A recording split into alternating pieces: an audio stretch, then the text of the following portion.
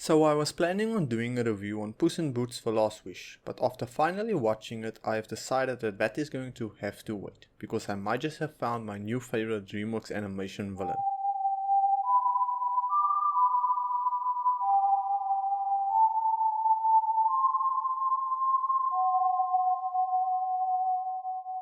Now, it's no secret that Dreamworks Animation has a track record of creating some of the best, most intimidating animated villains in movie history. I mean, let's take a look back at the previous Dreamworks Animation Trilogy and the villains that helped make it so iconic. Kung Fu Panda 1 released back in 2008. Wow, just saying that makes me feel too old. Now I can honestly say that the scene that still sticks with me to this day is Tai Lung's escape scene, and if you have watched Kung Fu Panda, you know exactly what I'm talking about. Let's take a closer look at Tai Lung as a character and what made him such an iconic movie villain in my eyes. It was the idea that you could almost sympathize with him and his goals, just not his means of achieving them. Tai Lung from a young age had one goal etched into his mind, and that was to become the legendary dragon warrior. And to achieve that, he needed to earn the dragon scroll. But after dedicating his life to this goal and putting in all the time and effort, he got told that he doesn't have a pure heart, so he's not worthy to receive it. That's basically like starting to become a doctor and after putting in the 8 years of work, money, effort and time, being told, oh sorry, you're not worthy.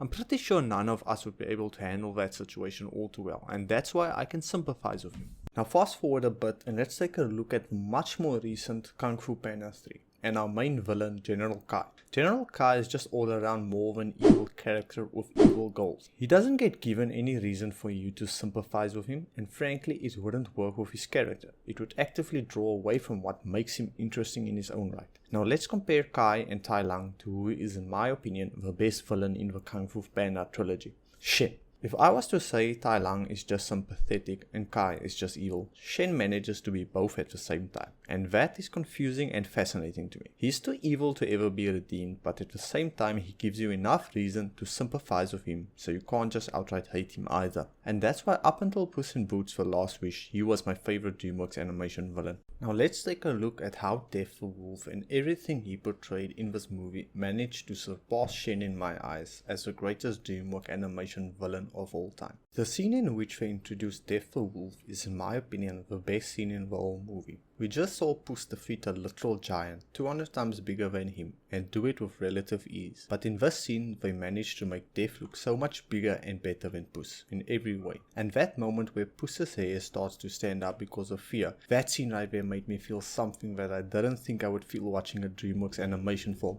Dread.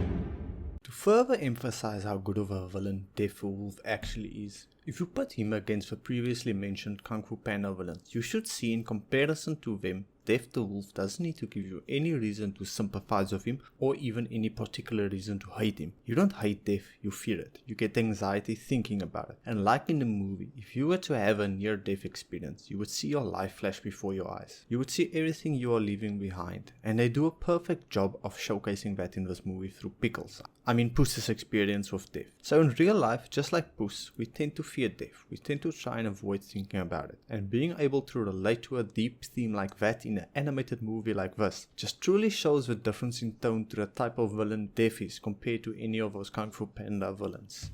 Somehow Dreamworks managed to pull off portraying the idea of death pretty accurately in a character. If you watch every scene unfold that he is in, it just has a different atmosphere compared to the rest of the movie. Death makes Puss change. He breaks down his ego. He makes him appreciate his life. And most iconically, he breaks down Puss's fearless persona. He forces Puss to feel fear. He manages to give Puss an anxiety attack by just being close to him. And personally, I've had this problem with anxiety in the past, and the way Puss feels and acts feel pretty close to how I handled it. Now luckily, I didn't have a literal incarnation of death hunt me down to murder me with his cool sickles. So all I had to do was just breathe and calm down. And you can see Puss also doing that in the dark forest after having that anxiety attack. And this adds that extra layer to the movie and characters, because I can relate to what he feels and the way he resolves it. Let's take a closer look at everything else that makes Death the Wolf my favorite villain in the Dreamworks multiverse. His look. First, I have to emphasize how freaking beautiful this movie is. The closest type of animation to this is probably something like Arcane, and it just works for the story, characters and setting they are in. Every scene is oozing with character. Every time there was a fight scene, it almost felt like an anime fight in the way they handled them. And Death probably has the best character design I've seen since the previously mentioned Shen from Kung Fu Panda 2. The way he towers over Puss in almost every scene they are in together just further emphasizes how scary he is with his red eyes. And don't get me started on his whistle. I don't know how they came up with such a simple element that does so much in adding tension to a scene. I'm not joking in saying his whistle will probably be just as iconic as him. You can't hear it and not think of him after watching the movie. Let's compare Dev to the secondary villain in this movie, Big Jack Horner. If you compare them in any way, you just realize how much more of a threat Dev was compared to Jack Horner. Jack Horner was more of a threat to his own men than to any of the main cast. Now in comparison, Dev could have taken down the entire cast by himself and probably would have made it look easy and awesome in the process. Now after comparing the two, how can you fear someone like Jack Horner? You don't remember him for being scary or intimidating, you remember him for his stupidity and selfishness. And that's perfect for a movie like this, because having him as a secondary villain makes Dev the Wolf stand out just that much more. Even looking at the ending, the way Dev handled it was perfect, because he never gets defeated, and Puss even says that he can't ever beat him, but Dev decides that Puss isn't the same cat anymore, and that is not the version of him he wanted to kill. And seeing Dev do this is pretty obvious that he isn't evil or anything, instead he's just Dev, and everyone meets him at some point.